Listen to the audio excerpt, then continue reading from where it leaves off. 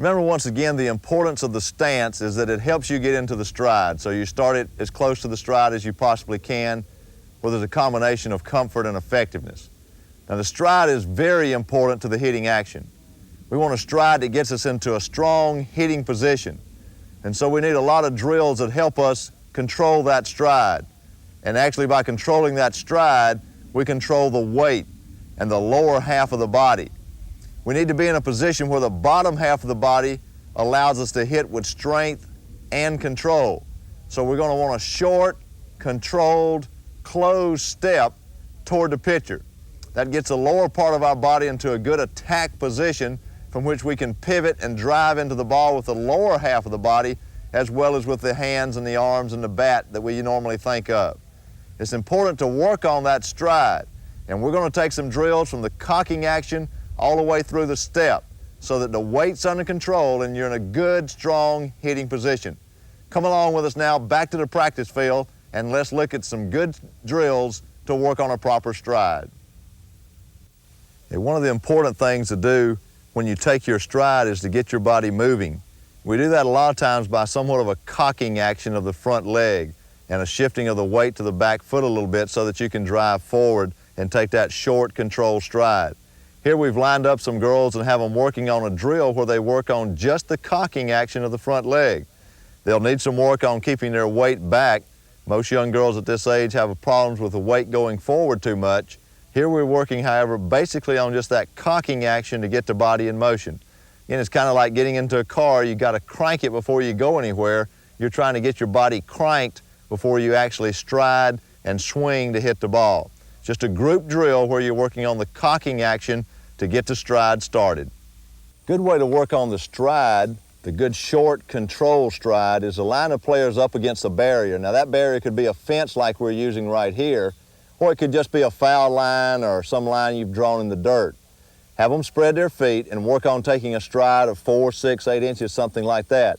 You saw one of these players take a real long stride and she realized that when she's up against the fence, she just can't do that. So we put up a barrier that prevents the mistake. If we want to work on a short, controlled stride, then we get a barrier where when you step long, you hit that barrier or you cross the line, whatever the case might be. We've got them each working individually on just the step, again, isolating a key part of the stride.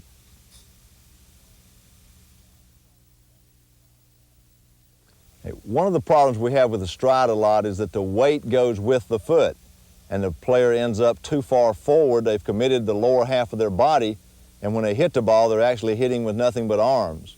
One way we can give players a sensation of keeping their weight back when they stride and then committing it later when they swing is to have them stride onto something that's slightly uphill. An inclined board, as one might be using, or top of a trash can, striding onto a tee that's angled uphill a little bit. We might even, if we were on a baseball field, have them go to the back of the pitcher's mound and hit from that toward home plate. They would have to stride uphill. It gives a sensation of the weight staying back on the back foot so that you can pivot. Again, working on a short, controlled stride with the foot closed, and they're stepping onto the edge of something or onto an incline. You can be innovative and come up with some different ways to do this. Sometimes even on a field the dirt's like you'd like for it to be. It's kind of uneven a little bit, inclined, kind of hilly, and you can use that as a place to stride. Here we've just used a couple of ways. You can use your head and come up with some more ways, but it's a good way to work on keeping the weight back, what we might call an inclined stride. This is a drill that has a limited purpose, but it does help to show you that you need to have good balance and a strong position after you take your stride. It's called a rear end collision or cheek to cheek, whichever name you'd like to give it, or maybe you might even come up with a better one. But what they'll find out is whether they're balanced or not. As they come around cheek to cheek and rotate, one can push the other one down if they don't have their feet in a good position.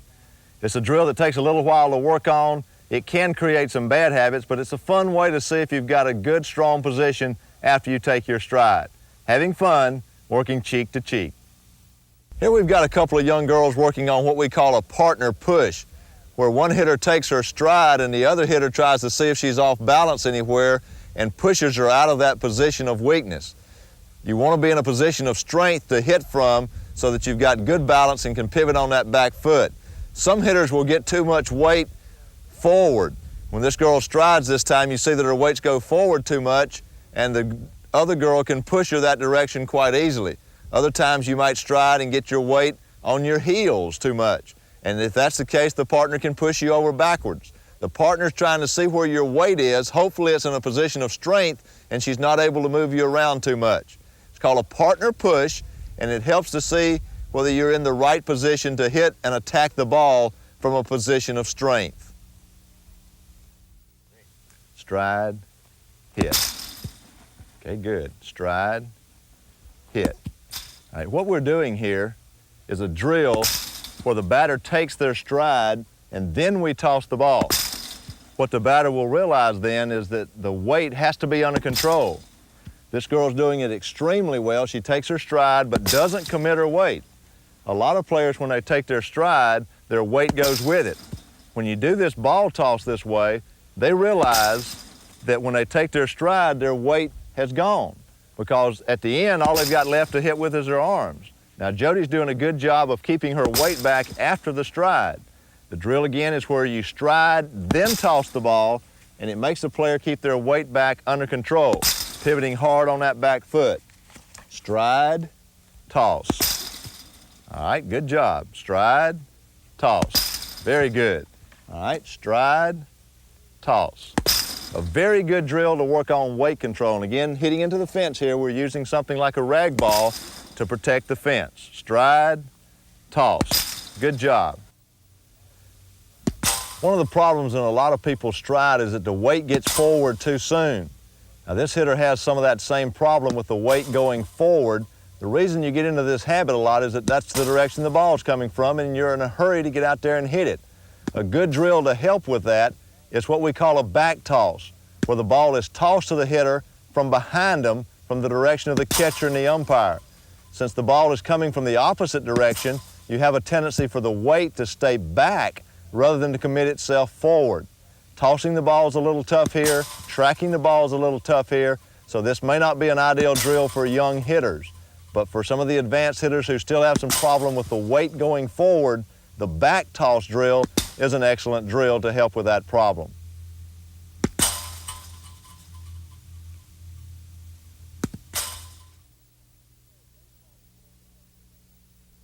This old baseball drill to help hitters learn to hit curveballs is an excellent drill for hitting, both in fast pitch and slow pitch. While you don't see many curveballs in slow pitch, you do see some in fast pitch, and actually the ball does move a little bit in slow pitch also.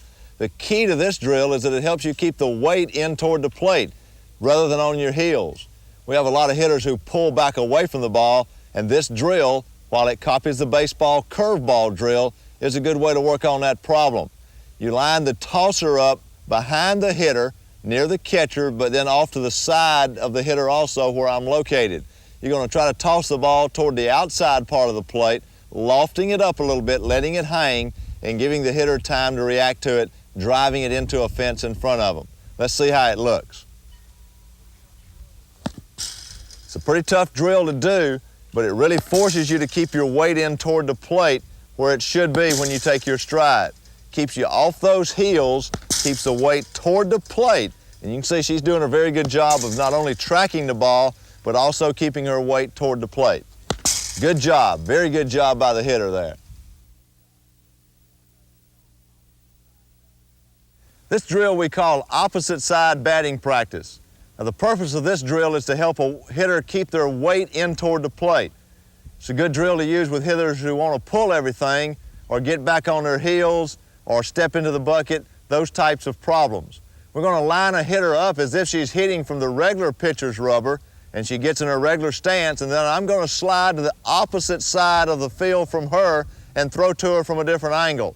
So she'll line up as if she's going to hit from me off of the regular pitcher's rubber, and then I'll step over towards second base, actually moving toward first, but throwing to her from an angle like a second baseman. Because the pitch is coming to her from this angle, she'll have a tendency to keep her weight in toward the plate, toward the direction from which the pitch is coming.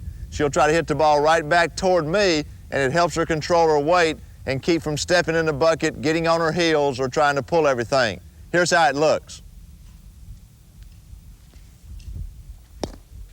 All right. right? She keeps her weight in there good.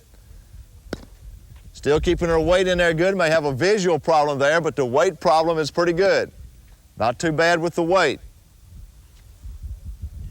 There you go. Got a perfect one right there. That's the reason for the drill. Right there. Keeps that weight in there. Hey, that's a good one to stop on.